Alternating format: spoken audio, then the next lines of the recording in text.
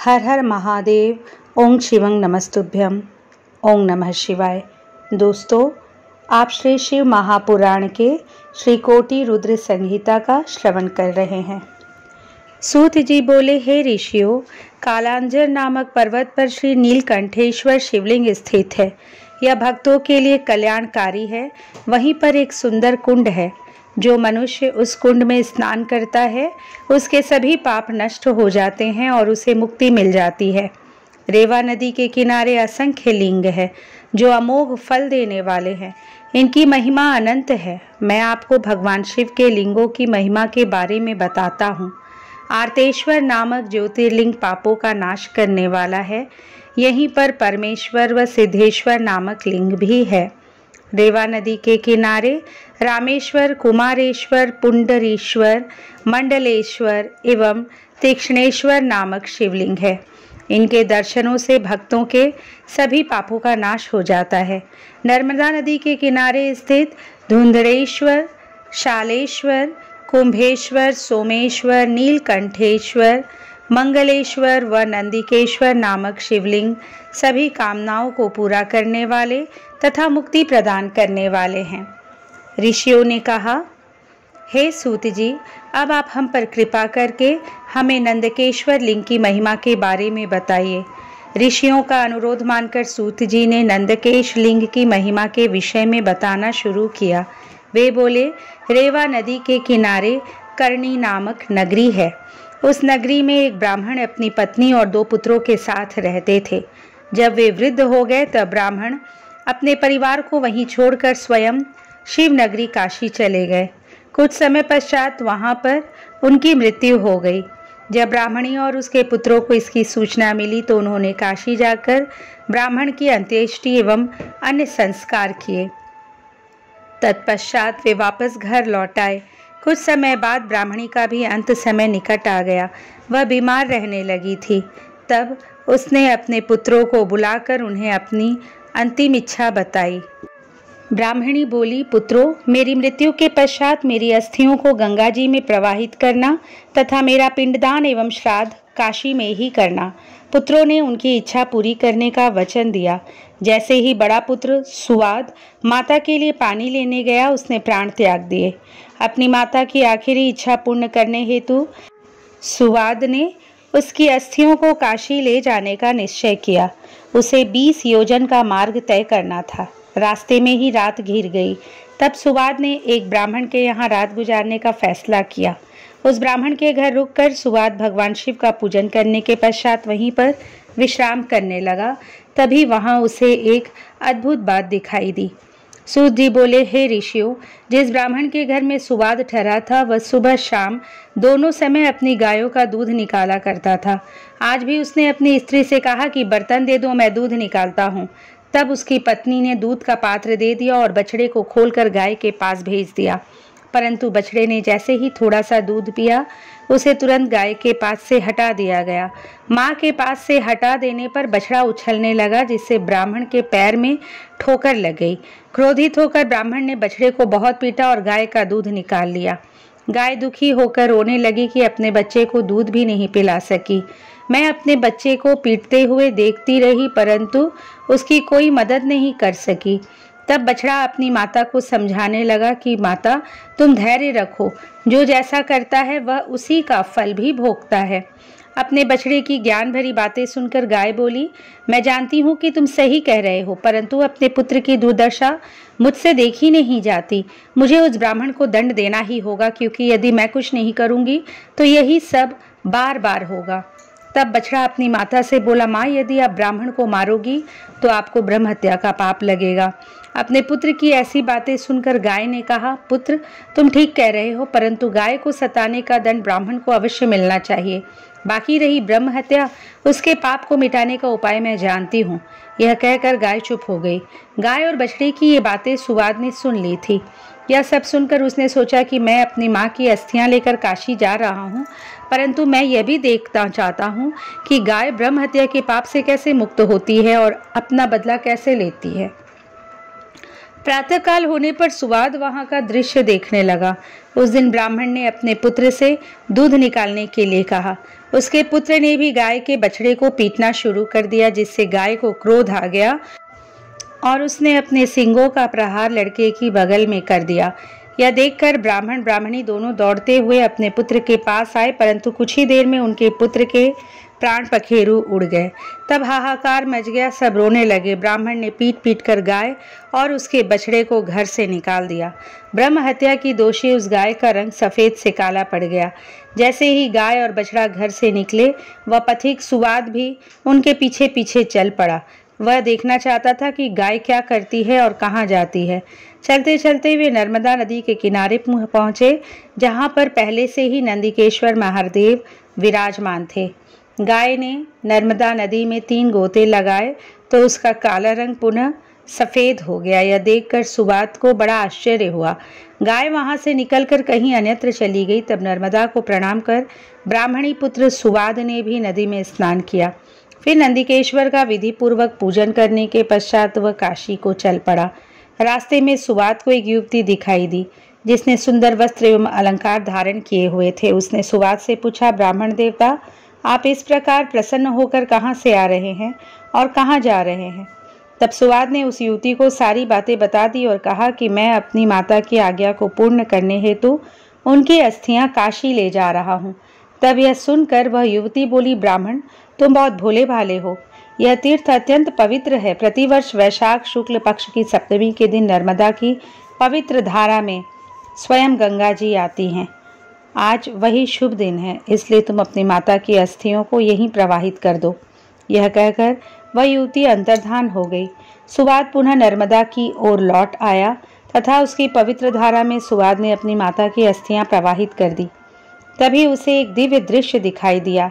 उसकी माता दिव्य देह धारण किए हुए शिवलोक को जा रही थी और उसे आशीर्वचन देते हुए कह रही थी कि तुम धन्य हो, तुमने अपनी माता को सद्गति प्रदान कर दी है। पुत्र को आशीर्वाद देते हुए वह ब्राह्मणी शिवलोक को चली गई। यह कथा सुनकर ऋषियों ने सूत जी से पूछा, हे भगवान सूत जी, वैशाख शुक्ल पक्ष की सप्तमी को गंगा जी नर्मदा नदी में क्यों आती है? वहां भगवान शिव का ज्योतिर्लिंग नंदिकेश्वर कैसे स्थापित हुआ? कृपा कर हमारी इस जिज्ञासा को शांत कीजिए। ऋषियों के प्रश्न को सुनकर सूत जी बोले, एक बार की बात है, नर्मदा नदी के किनारे ऋषिका नाम की एक विधवा ब्राह्मणी रहा करती थी। तरुणावस्था में ही उसका पति पूर्वजन्म के पापों के कारण चल बसा था। तभी से ऋषिका भगवान शिव के चरणों का ध्यान करने लगी तथा उसने अपना सारा जीवन शिव जी के पूजन, ध्यान और व्रत में लगा दिया। उसने एक पार्थिव लिंग स्थापित किया और महादेव जी की कठोर तपस्या करनी आरंभ कर दी। एक दिन एक बलवान मायावी राक्षस घूमता हुआ उस स्थान पर आ गया और बाल विधवा तपस्विनी को देखकर उस पर मोहित हो गया, परंतु वह ब्राह्मणी अपनी आराधना में ही लगी रही। तब वह उसे डरा धमका कर पाने की कोशिश करने लगा। तब ऋषिका डरकर शिवजी की मूर्ति से चिपक कर रोने लगी और शिवजी से रक्षा करने हेतु प्रार्थना करने लगी। भक्तवत्सल भगवान शिव तुरंत अपने भक्त की रक्षा के लिए उस ज्योतिर्लिंग से प्रकट हुए और उस पापी राक्षस को भस्म कर दिया। फिर उस ब्राह्मणी से बोले, ब्राह्मणी, मैं तुम्हारी तपस्या से बहुत प्रसन्न हूँ, वर मांगो। अपने आराध्य त्रिलोकीनाथ भगवान शिव को इस प्रकार अपने सामने पाकर वह दीन ब्राह्मणी शिव जी की स्तुति करने लगी और बोली, हे जगत का कल्याण करने वाले, भक्तों के दुखों का नाश करने वाले देवादिदेव भगवान शिव, आपने आज मेरे पतिव्रत धर्म की रक्षा करके मुझ पर बहुत बड़ा उपकार किया है। यदि आप मुझे कुछ देना चाहते हैं तो मेरी एक अभिलाषा को पूरा कीजिए। आप सदा मेरे द्वारा स्थापित इस पार्थिव मूर्ति में निवास करेंगे। ऋषिका के वचनों को सुनकर शिवजी प्रसन्नतापूर्वक उस लिंग में समा गए। उस समय आकाश से फूलों की वर्षा होने लगी। सारे देवता शिवजी की प्रशंसा करते हुए वहां आ गए। उसी समय पतित पावनी श्री गंगा जी भी वहां आई और उस ब्राह्मणी से बोली, कल्याणी, जहाँ भगवान शिव का निवास होता है वहाँ मेरा आगमन अवश्य होता है, इसलिए वैशाख में शुक्ल पक्ष की सप्तमी तिथि को मेरा यहाँ आगमन होगा।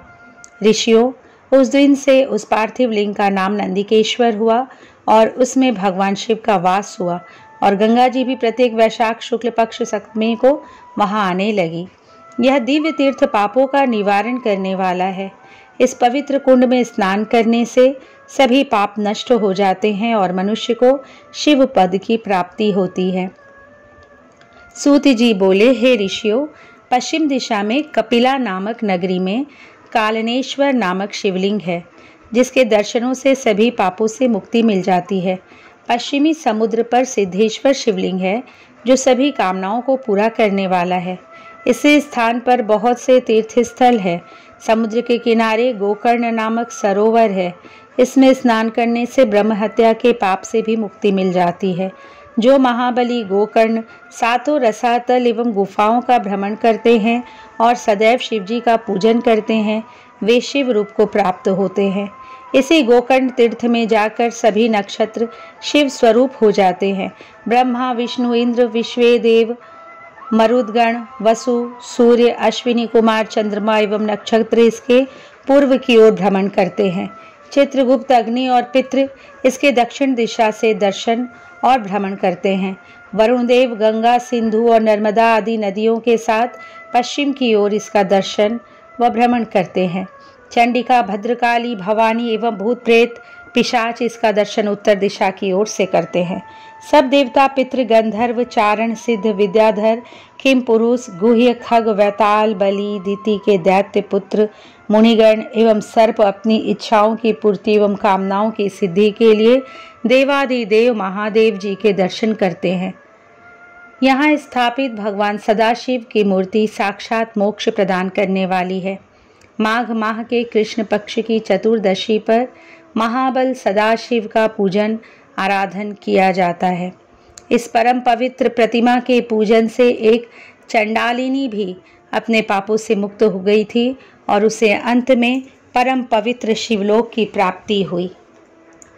सूत जी बोले, हे ऋषियों, अब मैं आपको उस चांडालिनी की कथा सुनाता हूँ। वह चांडालिनी पूर्व में एक ब्राह्मण कन्या थी। विवाह योग्य होने पर उसके पिता ने उसका विवाह एक ब्राह्मण युवक से कर दिया। विवाह होने के पश्चात वह भोग विलास में डूब गई। विलास के कारण उसका पति बीमार होकर मृत्यु को प्राप्त हो गया, परंतु उसकी भोग की लालसा पूर्ववत ही रही। अब तो वह स्वतंत्र थी। अपनी इच्छाओं को पूरा करने हेतु वह वेश्या बन गई। तब उसके परिवार वालों ने उसे घर से निकाल दिया और उसे जंगल में छोड़ आए। वह जंगल में भटकते हुए एक दिन वह एक शूद्र के घर पर जा पहुंची। इस प्रकार एक युवती को सामने पाकर वह शूद्र उसे पाने की इच्छा करने लगा। तब वह उसके साथ वहीं रहने लगी।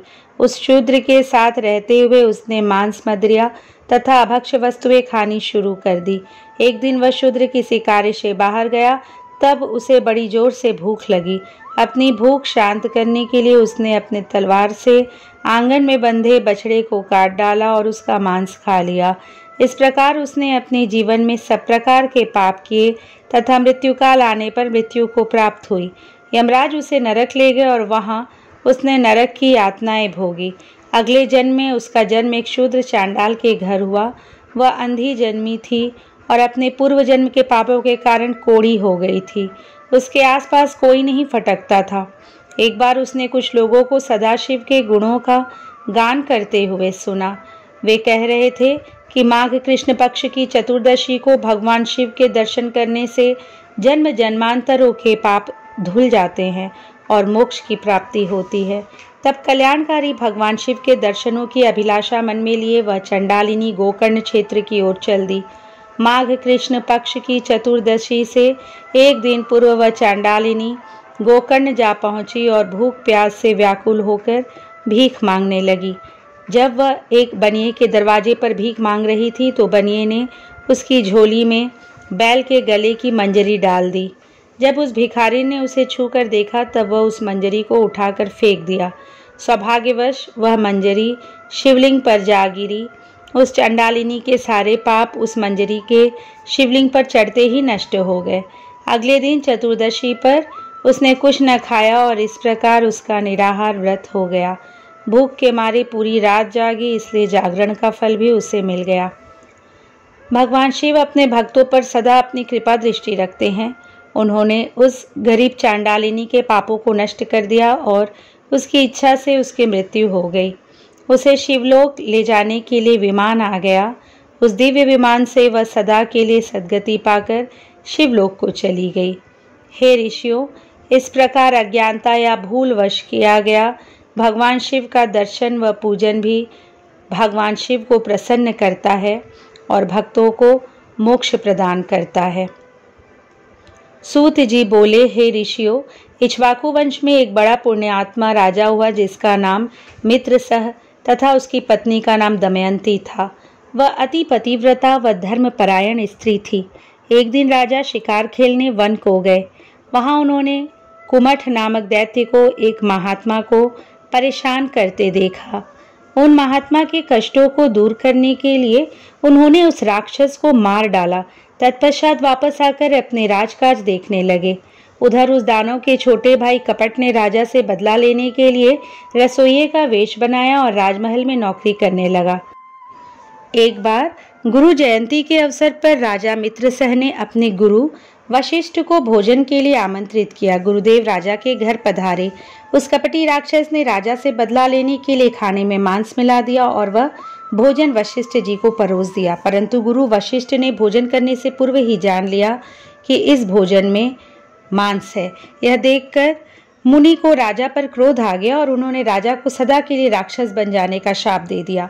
शाप सुनकर राजा रोने गिड़गिड़ाने लगा और बोला, मुनि श्रेष्ठ, मुझे क्षमा कर दे, यह अपराध मैंने नहीं किया है। राजा के वचनों को सुनकर वशिष्ठ मुनि सोच में डूब गए। तब उन्होंने अपनी दिव्य दृष्टि से जान लिया कि अपराध रसोइये का है, जो कि वास्तव में एक राक्षस है। तब वे राजा से बोले, राजन, तुम्हारा रसोइया एक कपटी राक्षस है। उसी ने जानबूझकर भोजन में मांस परोसा है। मैं अपना शाप वापस तो नहीं ले सकता, परंतु इसका असर कम कर सकता हूँ। तू 12 वर्षों तक राक्षस रहेगा। यह कहकर मुनि वशिष्ठ वहां से चले गए। उस शाप के कारण राजा राक्षस बन गया और वनों को भटकने लगा। वह जीवों को मारकर खाता था। एक दिन वह भूखा भटक रहा था। तभी उसने एक आश्रम में किशोर अवस्था के एक युवक को मुनि रूप में तपस्या करते देखा और उसे खाने के लिए दौड़ा। मुनि की पत्नी ने देख लिया कि वह राक्षस उसके पति को खाना चाहता है। उस ऋषि पत्नी ने राक्षस से प्रार्थना की कि मेरे पति को छोड़ दे, परंतु उसने मुनि को अपना आहार बना ही लिया। मुनि पत्नी शोक में डूब गई और उस राक्षस को शाप देते हुए बोली, अरे दुष्ट राक्षस, तूने मेरे पति को मार डाला। मैं तुझे शाप देती हूँ कि जब तू किसी स्त्री पर मोहित होकर उसके साथ विहार करेगा, उसी समय तेरी मृत्यु हो जाएगी। इस प्रकार राक्षस को शाप देकर वह सती हो गई। 12 वर्ष बीत जाने पर राजा को अपना शरीर वापस मिल गया। उसने जाकर अपनी रानी को शाप के बारे में बताया। यह जानकर रानी राजा को अपने पास नहीं आने देती थी, परंतु उन दोनों की संतान न होने के कारण दोनों बहुत दुखी थे। एक दिन दुखी राजा वन में चला गया, परंतु ब्रह्म हत्या के पाप ने उसका पीछा नहीं छोड़ा। तब राजा व्याकुल होकर गौतम ऋषि की शरण में चला गया। राजा ने उन्हें सारा वृतांत सुना दिया। तब गौतम ऋषि बोले, हे राजन, पश्चिम दिशा में जाओ। वहाँ गोकर्ण नामक तीर्थ है, जहाँ महाबल नामक ज्योतिर्लिंग है। उस कुंड में स्नान करके देवाधिदेव महादेव जी का पूजन अर्चन करने से सभी पाप नष्ट हो जाते हैं।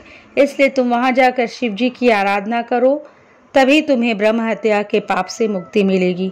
गौतम ऋषि के वचन सुनकर राजा प्रसन्न हुआ और उनसे आज्ञा लेकर गोकर्ण तीर्थ को चला गया। वहां उसने कुंड में स्नान करके भगवान शिव का पूजन और आराधना आरंभ कर दी, जिसके फलस्वरूप राजा को ब्रह्म हत्या के पाप से मुक्ति मिल गई। सूत जी बोले, हे ऋषियों, देवादिदेव कल्याणकारी भगवान शिव का गोकर्ण नामक एक और तीर्थ है, जो कि उत्तर दिशा में स्थित है। यह महान ज्योतिर्लिंग संपूर्ण पापों का नाश करने वाला है। यह गोकर्ण क्षेत्र महापवित्र है। इसी के पास एक सुंदर रमणीय महावन भी स्थित है। उसी महावन में चंद्रमौली भगवान शिव वैद्यनाथ के रूप में स्थापित है, जो कि संसार के समस्त चराचर जीवों को सुख देने वाले, उनका कल्याण करने वाले तथा उनकी कामनाओं को पूरा करने वाले हैं। उनकी महिमा अद्भुत और अद्वितीय है। यहीं पर मिशर्षि नामक एक सुंदर मनोरम तीर्थ स्थल है। इसी स्थान पर महर्षि दधीची द्वारा स्थापित दधीचेश्वर नामक ज्योतिर्लिंग है। इस पवित्र स्थान पर आने वाले श्रद्धालु जब तीर्थ में स्नान करने के पश्चात भगवान शिव का विधि विधान से पूजन करते हैं, तो उनकी सभी कामनाओं को कल्याणकारी भक्तवत्सल शिव अवश्य पूरा करते हैं। तीर्थ में स्नान करने के पश्चात शिवजी के ज्योतिर्लिंग का दर्शन करने से सभी पाप नष्ट हो जाते हैं तथा सभी तरह के भोग और मोक्ष की प्राप्ति होती है। इसी प्रकार नैमिष नामक परम पावन तीर्थ है। यहीं पर ऋषियों द्वारा स्थापित ऋषीश्वर ज्योतिर्लिंग स्थित है। इस पवित्र लिंग का श्रद्धापूर्वक दर्शन करने से भक्तों के सभी दुखों और क्लेशों का नाश हो जाता है। अंत समय आने पर वे सभी सुखों को भोग कर स्वर्ग को जाते हैं। हरण नामक क्षेत्र में अद्यापह नामक शिवलिंग है। इसके दर्शनों से करोड़ों हत्याओं के पाप से भी मुक्ति मिल जाती है। देवप्रयाग में ललितेश्वर नामक ज्योतिर्लिंग स्थित है, जो कि अपने भक्तों की मनोकामनाओं को पूर्ण करने वाला है। नेपाल में पशुपति नामक ज्योतिर्लिंग स्थित है, जो कि अभीष्ट फल देने वाला है। इसके पास ही मुक्तिनाथ नामक शिवलिंग है। यह मुक्तिनाथ शिवलिंग भोग और मोक्ष प्रदान करने वाला है। इस प्रकार भगवान शिव के उत्तम ज्योतिर्लिंग पृथ्वी पर सभी जगह स्थित है और अपने भक्तों की रक्षा एवं कल्याण करते हैं। ऋषिगण सूत जी से पूछने लगे, हे सूत जी, आपने हम पर कृपा करके हमें त्रिलोकीनाथ कल्याणकारी भगवान शिव के दिव्य ज्योतिर्लिंग के संबंध में बताया। अब हमें जगदात्मा शिवप्रिया देवी पार्वती जी को वाण रूप कहे जाने के कारण का भी सविस्तार बताए। ऋषियों के प्रश्न का उत्तर देते हुए सूत जी बोले, हे ऋषिगणों, प्राचीन काल से ही दारुक नामक एक वन है। वहीं पर त्रिलोकीनाथ भगवान शिव का शिवालय स्थित है। भगवान शिव के भक्त ऋषि मुनि प्रतिदिन सुबह दोपहर शाम वहां आकर अपने आराध्य महादेव जी का पूजन, स्तोत्र पाठ एवं प्रार्थना करते हैं। एक दिन ऋषिगण दारुक वन में समिधा लेने के लिए गए थे। तब भगवान शिव ने उनकी परीक्षा लेनी चाहिए। वे विकराल रूप धारण किए नग्न अवस्था में वहां आ पहुंचे जहां ऋषि पत्नियां थी। उसी समय ऋषिगण भी लौट आए। जब उन्होंने विकराल रूप धारण किए शिवजी को वहां देखा तो क्रोधित होकर बोले, तू कौन है जो यहाँ हमारी स्त्रियों के सामने इस प्रकार नग्न रूप में उनका आचरण दूषित कर रहा है? यह तुमने अनुचित कार्य किया है, इसलिए तुम्हें इसकी सजा अवश्य मिलेगी। तुम्हारा लिंग पृथ्वी पर गिर पड़ेगा। ऋषियों के कथानुसार शिवजी का लिंग जैसे ही पृथ्वी पर गिरा, चारों ओर अग्नि प्रज्वलित हो गई, जिससे सभी जीव जंतु पीड़ित होने लगे। यह देखकर ऋषिगण घबरा गए। वे ब्रह्मा जी के पास गए और उन्हें सारी बातें बताई। ब्रह्मा जी ने दिव्य दृष्टि से सब कुछ जान लिया। तब वे बोले, ऋषियों, तुमने अपने घर अतिथि के रूप में पधारे भगवान शिव का अपमान किया है और उनके प्रति बुरे वचन कहे हैं। इसलिए जब तक यह शिवलिंग एक स्थान पर स्थिर नहीं होगा, इस प्रकार का उपद्रव होता रहेगा। इस संसार का हित करने के लिए आप जगदम्बा पार्वती की आराधना करें। वे योनि रूप धारण करें तथा शिवजी प्रसन्न होकर वहीं स्थिर हो जाए। शास्त्रों के अनुसार अष्टदल की रचना करने के पश्चात उस पर घट स्थापना करो। फिर उसमें दुर्वा तथा पानी भरो। तत्पश्चात शतरुद्र मंत्रों का पाठ करते हुए उस घट के जल से भगवान शिव के लिंग को स्नान कराओ। फिर देवी पार्वती को बाण रूप में स्थापित करके उसी पर सदाशिव के ज्योतिर्लिंग की स्थापना करो। शिवलिंग की स्थापना करने के पश्चात धूप दीप चंदन पुष्प नैवेद्य आदि से पूजन करो। फिर शिवलिंग को श्रद्धा भाव से प्रणाम कर उनके स्तोत्र का पाठ और स्तुति करो। ब्रह्मा जी के वचन सुनकर ऋषिगणों को सही मार्ग मिल गया। उन्होंने ब्रह्मा जी से आज्ञा ली और पुनः अपने स्थान पर वापस आकर बताई गई विधि से देवी पार्वती और भगवान शिव की आराधना की। पूजन से प्रसन्न होकर देवी पार्वती जी योनि रूप में स्थित हुई। तब ऋषियों ने वहां ज्योतिर्लिंग स्थापित किया। ज्योतिर्लिंग की स्थापना से सारे संसार में शांति हो गई। यह ज्योतिर्लिंग संसार में हाटकेश्वर नाम से प्रसिद्ध हुआ। इस ज्योतिर्लिंग की आराधना से लोक व परलोक में सभी सुखों की प्राप्ति होती है। ऋषियों ने पूछा, हे सूत जी, आपने हम पर कृपा करके हमें अनेकों ज्योतिर्लिंगों के विषय में बताया है। अब हमें अंधकेश्वर नामक ज्योतिर्लिंग के महात्म्य के बारे में बताइए। यह सुनकर सूत जी बोले, हे ऋषियों, पूर्व काल में अंधक नाम का एक महाबली वीर और पराक्रमी राक्षस था। उसने अपने बल से पूरे विश्व पर अपना अधिकार किया हुआ था और वह देवताओं सहित सभी जीवों को दुखी करता रहता था। तब सब देवता उस दैत्य से पीड़ित होकर भगवान शिव की शरण में गए। उन्हें प्रणाम करके देवताओं ने उन्हें अपना दुख कह सुनाया। अपने भक्तों के दुख को जानकर शिवजी ने उन्हें सहायता करने का वचन दिया और अंधक के निवास पर चलने के लिए कहा। सब देवताओं के साथ भक्तवत्सल शिव अंधक के निवास पर गए। वहां अंधक और भगवान शिव के बीच महायुद्ध हुआ। त्रिलोकीनाथ भगवान शिव ने अपने त्रिशूल से ज्यों ही अंधक को मारा, वह छटपटाते हुए बोला, हे देवादिदेव कृपा निधान, मैंने सुना है कि मरते समय शिवजी के दर्शन करने से शिवपद की प्राप्ति होती है। मैंने अंतिम समय में आपके दर्शन कर लिए हैं। अंधक के ऐसे वचन सुनकर शिवजी प्रसन्न होकर बोले, हे दानवेंद्र, तुम्हारी बातों से मैं बहुत प्रभावित हुआ हूँ। मांगो, क्या वर मांगना चाहते हो? शिवजी के ऐसे वचन सुनकर अंधक बोला, भगवान मुझे अपनी अविचल भक्ति प्रदान करे और यहीं पर स्थित होकर जगत का कल्याण करे। तब अंधक की बात मानते हुए शिवजी ज्योतिर्लिंग के रूप में वहां स्थित हो गए। इस प्रकार सविधि पूजन करने वाले की सभी मनोकामनाएं वहां पूरी होती है। यह ज्योतिर्लिंग अंधकेश्वर नाम से जगत प्रसिद्ध है। अंधकेश्वर नामक ज्योतिर्लिंग की उत्तम कथा सुनकर ऋषिगण बोले, हे सूत जी, अब आप हमें बटुकनाथ की उत्पत्ति के विषय में बताइए। तब सूत जी बोले, हे ऋषिगणों, प्राचीन काल में दधीची नामक एक धर्मात्मा शिव भक्त हुए हैं जो संपूर्ण वेदों के ज्ञाता थे। उनका सुदर्शन नाम का पुत्र था। वह भी अपने पिता के समान सर्वगुण संपन्न था। उसकी पत्नी दुकुला नीच कुल की थी। उसकी भक्ति में कोई रुचि नहीं थी। उसके 4 पुत्र हुए। एक दिन दधीची मुनि को किसी कार्य से कहीं जाना पड़ा। तब वह अपने पुत्र को शिव पूजन करने की आज्ञा देकर चले गए। सुदर्शन विधि विधान से भगवान शिव की आराधना और पूजन करने लगा। शिवरात्रि का दिन आ गया। सुदर्शन ने व्रत किया और सविधि पूजन भी किया। किसी कार्यवश उसे अपने घर जाना पड़ा। वहां उसकी पत्नी ने उसे कामवश कर लिया। तब सुदर्शन बिना शरीर शुद्धि किए शिवजी के मंदिर में पहुंचकर शिवजी का पूजन करने लगा। इससे भगवान शिव अप्रसन्न हो गए और उन्होंने सुदर्शन को जड़ बुद्धि होने का शाप दे दिया। जब मुनि दधीची वापस लौटे तो उन्हें सारी बातें पता चली। उन्हें यह जानकर बड़ा दुख हुआ कि उनके पुत्र ने सारे कुल को कलंकित कर दिया है। वे शुद्ध हृदय से जगदम्बा पार्वती जी की आराधना करने लगे। उन्होंने विधि विधान से पूजन कर जगदम्बा को प्रसन्न कर लिया। देवी पार्वती ने प्रसन्न होकर उन्हें दर्शन दिए।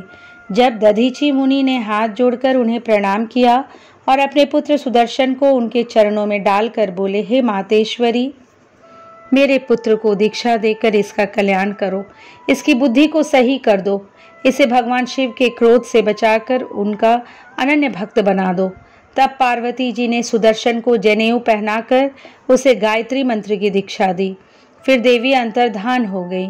सुदर्शन ने षोडशोपचार से शिव जी का पूजन किया, जिससे वे प्रसन्न हो गए और उन्होंने उसके सभी अपराधों को क्षमा कर दिया। शिव जी ने उन्हें साक्षात दर्शन दिए और सुदर्शन व उसके पुत्रों का बटुक रूप में अभिषेक किया। आपका यह रूप सारे संसार में पूजनीय होगा। यह कहकर शिवजी अंतर्धान हो गए। उसी दिन से सुदर्शन बटुक नाम से संसार में विख्यात हुए और शुभ अशुभ सभी कार्यों में उनकी पूजा करने का विधान है। सूत जी बोले, हे ऋषियों, अब मैं आपको सोमनाथ नामक ज्योतिर्लिंग की महिमा के बारे में बताता हूँ। प्रजापति दक्ष ने अपनी अश्विनी रोहिणी नामक 27 पुत्रियों का विवाह चंद्रमा से कर दिया, जिन्हें पाकर चंद्रमा की शोभा बढ़ गई। अपनी सभी पत्नियों में चंद्रमा रोहिणी से अधिक प्रेम करते थे, इसलिए अन्य सभी दुखी रहती थी। एक दिन उन्होंने अपने पिता को इस विषय में बताया। तब प्रजापति दक्ष चंद्रमा को समझाने लगे। दक्ष बोले, हे जमाता, मैंने अपनी 27 कन्याओं का विवाह तुमसे किया है, परंतु आप उनसे असमानता का व्यवहार क्यों करते हैं? एक पत्नी से प्रेम और अन्यों से प्रेम ना करना सही नहीं है, इसलिए आपको सभी पत्नियों को समान रूप से प्यार करना चाहिए। ऐसा समझाकर दक्ष अपने घर लौट गए, परंतु चंद्रदेव ने उनकी बातों को सरलता से लिया और उनके व्यवहार में कोई परिवर्तन नहीं हुआ। तब एक दिन दक्ष पुत्रियों ने पुनः अपने पिता से चंद्रमा के व्यवहार के बारे में बताया। यह जानकर प्रजापति दक्ष को क्रोध आ गया और उन्होंने चंद्रमा को क्षीण व मलिन होने का शाप दे दिया। उनके शाप के फलीभूत होने से चंद्रमा की कांति क्षीण हो गई और वह मलिन हो गया। चंद्रमा की ऐसी स्थिति देखकर देवराज इंद्र व अन्य सभी देवता मिलकर ब्रह्मा जी के पास गए और उन्होंने जाकर सब बातें बताई तथा चंद्रमा का उद्धार करने के लिए कहा। तब ब्रह्मा जी बोले, हे देवताओं, यह चंद्रमा बड़ा ही दुष्ट प्रवृत्ति का है। पूर्व में भी यह देवगुरु बृहस्पति की पत्नी तारा को ले भागा था। अब यह दक्ष पुत्रियों के साथ असमानता का व्यवहार कर सभी को दुखी कर रहा है। परंतु फिर भी तुम्हारी प्रार्थना पर मैं एक उपाय बताता हूँ। यदि चंद्रमा प्रभास नामक पवित्र तीर्थ में जाकर भगवान शिव की आराधना करके महामृत्युंजय मंत्र का जाप करे और उन्हें प्रसन्न करे, तभी उसके दुखों का निवारण हो सकता है। ब्रह्मा जी को प्रणाम करके सब देवता इंद्र सहित चंद्रमा के पास गए और उन्हें सारी बातें बताई। तब उन्हें लेकर वे वहां जाकर चंद्रमा ने विधि विधान से त्रिलोकीनाथ भगवान शिव का पूजन किया और आसन पर बैठकर महामृत्युंजय मंत्र का जाप करने लगे। इस प्रकार वे दृढ़तापूर्वक मंत्र का जाप करते रहे। 10 करोड़ जाप पूरा होते ही भगवान शिव प्रसन्न होकर चंद्रमा के सम्मुख प्रकट हो गए। उन्होंने चंद्रमा से मनोवांछित वस्तु मांगने के लिए कहा। चंद्रमा ने हाथ जोड़कर आराध्य शिव जी को प्रणाम किया और बोले, हे भगवान, यदि आप मुझ पर प्रसन्न हैं तो कृपा कर मेरे क्षय रोग को दूर कर दीजिए। तब भगवान शिव बोले, हे चंद्रमा, मैं प्रजापति दक्ष के शाप को समाप्त नहीं कर सकता, पर उसका प्रभाव कम कर सकता हूँ। माह के कृष्ण पक्ष के 15 दिनों में तुम्हारी कलाएं क्षीण होंगी तथा शुक्ल पक्ष के 15 दिनों में ये कलाएं बढ़ेंगी। चंद्रमा ने शिवजी से प्रार्थना करते हुए निवेदन किया कि आप देवी पार्वती सहित यहीं पर निवास करें। तब उनकी प्रार्थना को स्वीकारते हुए चंद्रमा ने के नाम से ही शिवजी सोमेश्वर कहलाए। वह संसार में सोमनाथ नाम से विख्यात हुए। वहीं पर चंद्रकुंड नाम से एक कुंड देवताओं ने बनाया। इस कुंड में ब्रह्मा जी व शिव जी का निवास माना जाता है। इस कुंड में स्नान करने से सभी पाप छूट जाते हैं। 6 मास तक इस पवित्र कुंड के जल में स्नान करने से असाध्य रोगों से भी मुक्ति मिल जाती है तथा मनोवांछित फल की प्राप्ति होती है। भगवान शिव के आशीर्वाद से चंद्रमा निरोग हो गए और पहले की भांति अपना कार्य करने लगे। इस प्रकार मैंने सोमनाथ की उत्पत्ति के बारे में बताया तथा सोमेश्वर ज्योतिर्लिंग के बारे में बताया। इस कथा को सुनने पढ़ने अथवा दूसरों को सुनाने से अभीष्ट फल की प्राप्ति होती है और पाप से मुक्ति मिल जाती है। सूत जी बोले, हे ऋषि गणों, अब मैं आपको मल्लिकार्जुन नामक ज्योतिर्लिंग की उत्पत्ति के बारे में बताता हूँ। एक बार की बात है कि शिव पार्वती ने अपने दोनों पुत्रों को पृथ्वी की परिक्रमा करने के लिए कहा। जब कुमार कार्तिकेय पृथ्वी की परिक्रमा करके वापस आ रहे थे, तभी रास्ते में नारद जी ने उन्हें बहका दिया और कहा कि तुम्हारे माता पिता ने तुम्हारे साथ पक्षपात किया है। तुम्हें परिक्रमा के लिए भेजकर पीछे से तुम्हारे छोटे भाई गणेश का विवाह कर दिया। यह सुनकर कार्तिकेय को बड़ा क्रोध आया।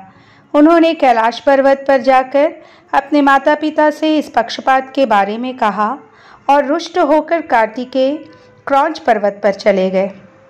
इस प्रकार अपने पुत्र के चले जाने पर भगवान शिव पार्वती बहुत दुखी हुए और अपने पुत्र से मिलने के लिए क्रौंच पर्वत पर पहुंचे। जब कुमार को ज्ञात हुआ कि उनके माता पिता आ रहे हैं तो क्रोधवश कार्तिकेय वहां से अन्यत्र चले गए। जब देवादिदेव महादेव जी अपनी प्राणवल्लभा देवी पार्वती के साथ वहां पधारे तो कार्तिकेय को न देखकर बहुत दुखी हुए। तब वे दोनों ज्योतिर्मय रूप धारण करके क्रौंच पर्वत पर सदा के लिए प्रतिष्ठित हो गए। उसी दिन से वह पवित्र लिंग मल्लिकार्जुन नाम से जगत प्रसिद्ध हुआ। मल्लिका देवी पार्वती का नाम है तथा अर्जुन शब्द शिव का समानार्थी है। उसी दिन से मल्लिकार्जुन ज्योतिर्लिंग में शिव पार्वती का निवास माना जाता है। पुत्र के स्नेह के कारण शिव पार्वती हर पर्व पर कार्तिकेय को देखने वहां जाते हैं। हर अमावस्या को भगवान शिव व पूर्णमासी पर देवी पार्वती अपने प्रिय पुत्र कार्तिकेय के लिए मल्लिकार्जुन ज्योतिर्लिंग में पदार्पण करते हैं। मल्लिकार्जुन ज्योतिर्लिंग के दर्शन करने से सभी पापों से मुक्ति मिल जाती है और अभिष्ट फल की प्राप्ति होती है। इस प्रकार मैंने आपसे मल्लिकार्जुन ज्योतिर्लिंग के आविर्भाव की कथा सुनाई, जो सभी प्रकार के सुखों को देने वाली है। सूत जी बोले, हे ऋषियों, अब मैं आपको महाकालेश्वर नामक ज्योतिर्लिंग के आविर्भाव के संबंध में बताता हूँ। अवंतिकापुरी में एक ब्राह्मण रहते थे। वे भगवान शिव के परम भक्त थे। वे प्रतिदिन विधि विधान से शिवजी के पार्थिव लिंग का पूजन किया करते थे। देवादिदेव भगवान शिव के आशीर्वाद से उन्हें धन धान्य की कोई कमी नहीं थी। वे प्रतिदिन अग्नि होम करते और सदा ज्ञान की खोज में लगे रहते थे। इस प्रकार सभी प्रकार के सुखों को भोग कर अंत में उन्हें शिवलोक की प्राप्ति हुई। उन ब्राह्मण देवता के देवप्रिय, मेधाप्रिय, सुकृत एवं धर्मबाहु नाम के 4 पुत्र थे। ये चारों भी अपने माता पिता के समान ही सद्गुणी थे। उनके कारण अवंतिका नगरी ब्रह्मतेज से परिपूर्ण थी। वहीं पास ही में रत्नमाला नामक एक पर्वत था। उसी पर्वत पर दूषण नामक एक राक्षस रहता था। उसने घोर तपस्या करके ब्रह्मा जी को प्रसन्न कर लिया था। ब्रह्मा जी से इच्छित वर पाकर वह दुष्ट धर्म का शत्रु बन गया था। वह धर्म का नाश कर देना चाहता था। अपने अथाह बल और पराक्रम से उसने सभी देवताओं, मनुष्यों और तीनों लोकों के जीवों को अपने अधीन कर लिया था। वह ब्राह्मणों एवं सदाचारियों पर आक्रमण करके उन्हें अनेक प्रकार से दंडित करता था। एक दिन दूषण नामक वह दैत्य अपनी सेना को साथ लेकर अवंतिकापुरी पहुंच गया। वहां उसने अपने दैत्य सैनिकों को आज्ञा दी कि जो भी ब्राह्मण मेरी आज्ञा को न माने उसे दंड दो। आज्ञा पाकर वे दैत्य नगरी में उपद्रव करने लगे। सारी जनता हाहाकार करने लगी। वे लोग उन ब्राह्मण कुमारों के पास आए और उन्हें सारी बातें बताई। वे ब्राह्मण कहने लगे कि इस जगत का कल्याण करने वाले और अपने भक्तों की सदा रक्षा करने वाले भगवान शिव हैं, इसलिए हमें उन्हें ही प्रसन्न करना चाहिए। यह कहकर वे चारों ब्राह्मण पुत्र अन्य ब्राह्मणों के साथ मिलकर अपने आराध्य भगवान शिव का पूजन करने लगे। उसी समय चारों महादैत्य वहां पहुंच गए और उन ब्राह्मणों को शिव जी की आराधना में देखकर अत्यंत क्रोधित होकर बोले, मार डालो इन सबको। परंतु जैसे ही वे दैत्य ब्राह्मणों को पीड़ित करने के लिए आगे बढ़े, उसी समय भगवान शिव पार्थिव लिंग में से प्रकट हो गए।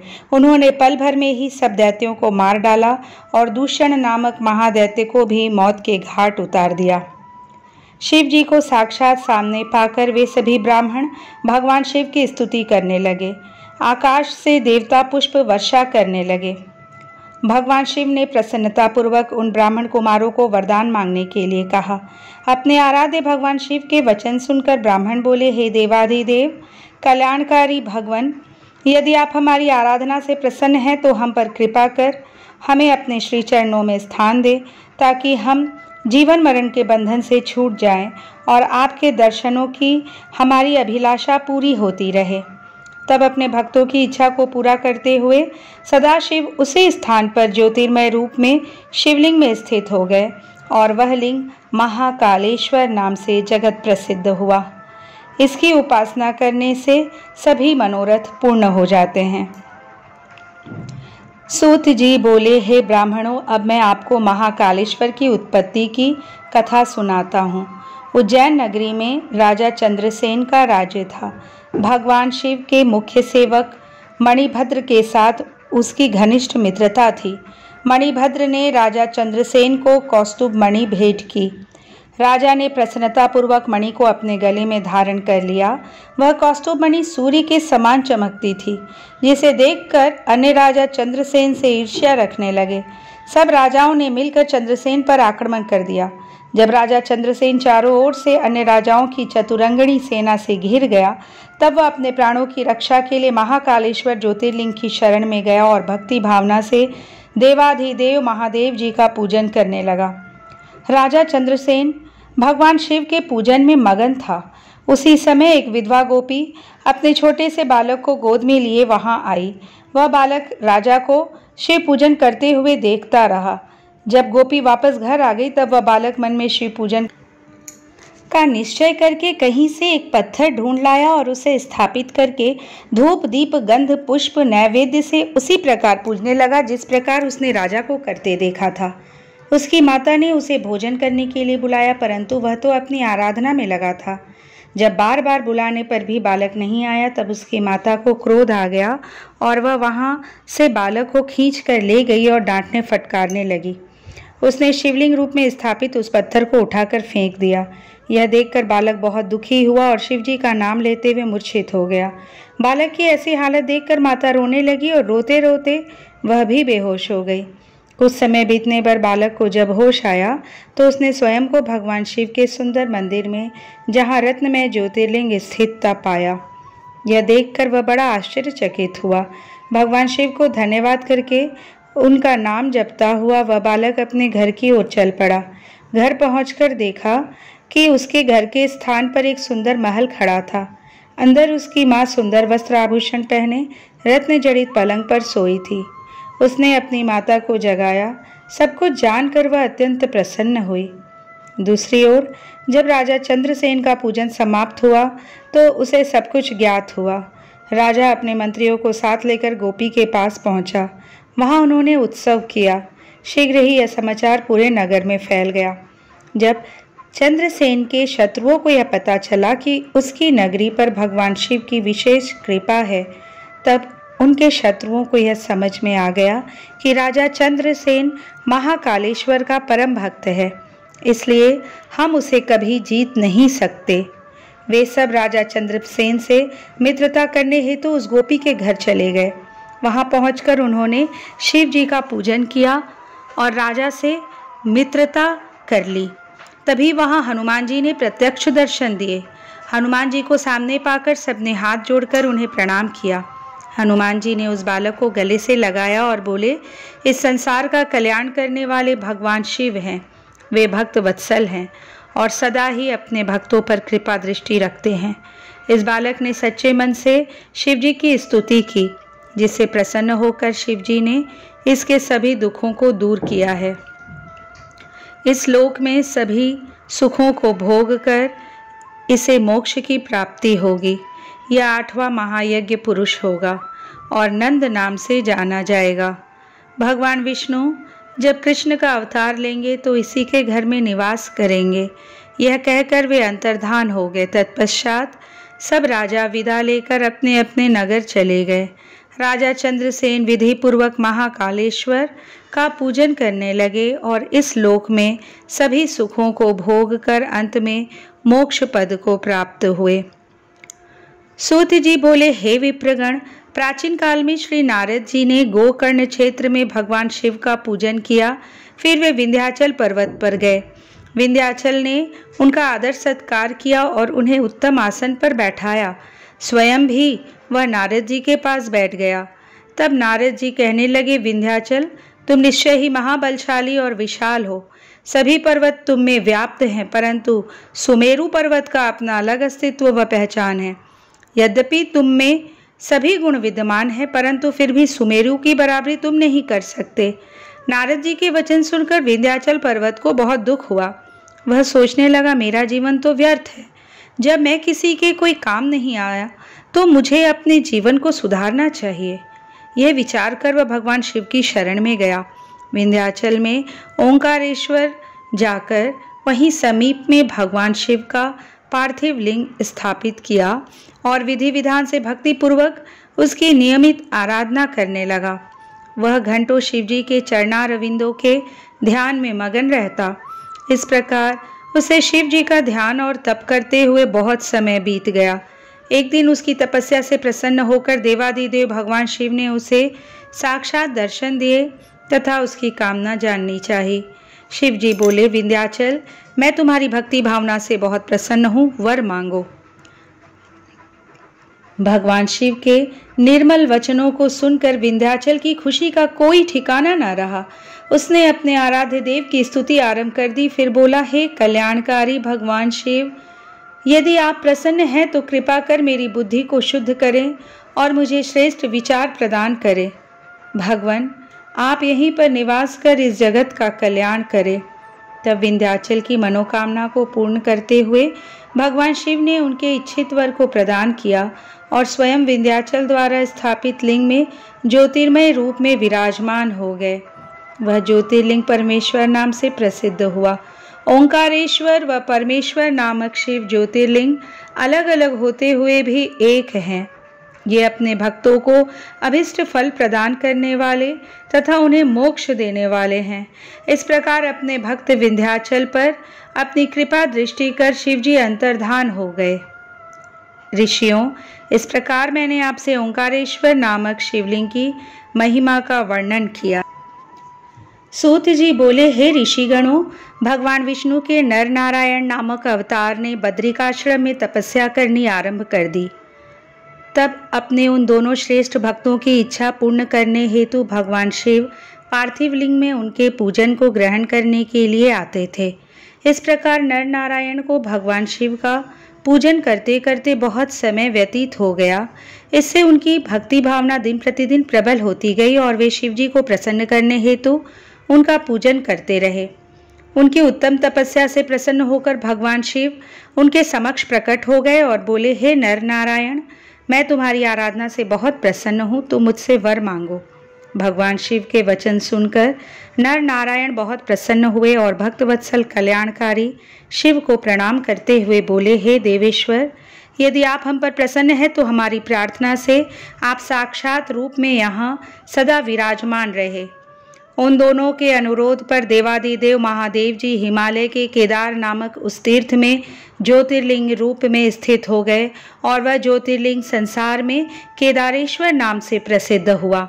यह लिंग दुख और भय का नाश करने वाला है। इसके दर्शनों से अभिष्ट फल की प्राप्ति होती है। कहते हैं कि जो भक्त शिवलिंग के निकट शिव के रूप में अंकित वलय पर कंकड़ या कड़ा चढ़ाता है, उसे उनके वलय रूप के दर्शन होते हैं तथा सारे पाप नष्ट हो जाते हैं। केदार तीर्थ का दर्शन कर केदारेश्वर लिंग का पूजन करने एवं वहां का जल पीने के पश्चात मनुष्य जीवन मरण के चक्र से छूट जाता है और मोक्ष को प्राप्त कर लेता है। इस प्रकार मैंने आपसे केदारेश्वर ज्योतिर्लिंग महिमा का वर्णन किया। सूत जी बोले, हे ऋषियों, पूर्व काल में भीम नाम का एक बलशाली राक्षस हुआ था, जो कि रावण के भाई कुंभकर्ण और करकटी राक्षसी का पुत्र था। वह करकटी अपने पुत्र भीम के साथ सह्य पर्वत पर रहती थी। एक बार भीम ने अपनी माता से पूछा, माता जी, मेरे पिताजी कौन हैं और कहाँ हैं? हम इस प्रकार यहाँ अकेले क्यों रह रहे हैं? अपने पुत्र के प्रश्न का उत्तर देते हुए करकटी बोली, पुत्र भीम, तुम्हारे पिता रावण के छोटे भाई कुंभकर्ण थे। पूर्व में मैं विराट राक्षस की पत्नी थी, जिसे श्री राम ने मार डाला था। फिर मैं अपने माता पिता के साथ रहने लगी। एक दिन जब मेरे माता पिता अगस्त्य ऋषि के आश्रम में एक मुनि का भोजन खा रहे थे, तब मुनि ने शाप द्वारा उन्हें भस्म कर दिया था। मैं पुनः अकेली रह गई। तब मैं इस पर्वत पर आकर रहने लगी। यहीं पर मेरी कुंभकर्ण से भेंट हुई थी और हमने विवाह कर लिया। उसी समय श्री राम ने लंका पर आक्रमण कर दिया और तुम्हारे पिता को वापस जाना पड़ा। तब श्री राम ने युद्ध में उनका वध कर दिया। अपनी माता पिता के वचन सुनकर भीम को भगवान विष्णु से द्वेष उत्पन्न हो गया और उसने बदला लेने की ठान ली। वह ब्रह्मा जी को प्रसन्न करने के लिए कठोर तपस्या करने लगा। उसकी घोर तपस्या से अग्नि प्रज्वलित हो गई, जिससे सभी जीव दग्ध होने लगे।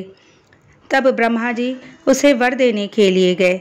ब्रह्मा जी ने उसके सामने प्रकट होकर वरदान मांगने के लिए कहा। तब भीम बोला, हे पितामह, यदि आप मुझ पर प्रसन्न हैं तो मुझे महाबली होने का वर प्रदान करें। तब तथास्तु कहकर ब्रह्मा जी वहां से अंतर्धान हो गए। वर प्राप्त करने के बाद प्रसन्न होकर भीम अपनी माता के पास आया और बोला, माता, मैं शीघ्र ही विष्णु से अपने पिता कुंभकर्ण के वध का बदला ले लूँगा। यह कहकर भीम वहाँ से चला गया। उसने देवताओं से भयानक युद्ध किया और उन्हें हराकर स्वर्ग पर अधिकार स्थापित कर लिया। फिर उसने कामरूप देश के राजा से युद्ध करना आरंभ कर दिया। उसे जीतकर कैद कर लिया और उसके खजाने पर अपना अधिकार स्थापित कर लिया। राजा दुखी था। उसने जेल में ही पार्थिव लिंग बनाकर शिवजी का पूजन करना आरंभ कर दिया और विधि पूर्वक ओम नमः शिवाय मंत्र का जाप करने लगा। दूसरी ओर राजा की पत्नी भी अपने पति को पुनः वापस पाने के लिए भगवान शिव की आराधना करने लगी। इधर भीम नामक राक्षस से दुखी सभी देवता भगवान विष्णु की शरण में पहुंचे। तब विष्णु जी ने सब देवताओं को साथ लेकर महाकेशी नदी के तट पर शिवजी के पार्थिव लिंग की विधि विधान से स्थापना कर उसकी स्तुति आराधना की। भगवान शिव उनकी उत्तम आराधना से प्रसन्न होकर वहां प्रकट हुए। शिव जी बोले, हे देवताओं, मैं तुम्हारी स्तुति से प्रसन्न हूँ, मांगो, क्या मांगना चाहते हो। शिव जी के वचन सुनकर देवता सहर्ष बोले कि भगवान भीम नामक उस असुर ने सभी देवताओं को दुखी कर रखा है, आप उसका वध करके हमें उसकी दुष्टता से मुक्ति दिलाएं। देवताओं को इच्छित वर प्रदान कर शिवजी वहां से अंतर्धान हो गए।